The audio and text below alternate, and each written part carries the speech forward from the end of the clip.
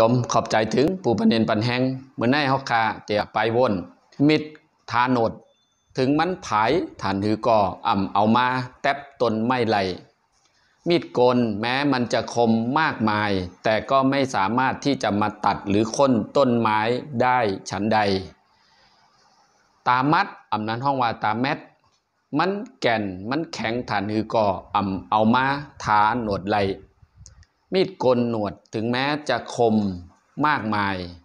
แต่ก็ไม่สามารถนำมาตัดค้นต้นไม้ได้ฉันใดก็ฉันนั้นคนทุกคนย่อมมีความสำคัญมีบทบาทและหน้าที่ดั่งมีดกลและขวานค้นต้นไม้ก็นั่นแหละเฮากูก็มีลำลองคึกตอนจอมหนังตั้งหูตั้งเป็นเหมือนเจ้าหนังตามาดเหมือนเจ้าหนังมิดทานหนวดเมื่อในเกาคาย้อนต่างเกจูถึงผู้ปันเนนปันแหงให้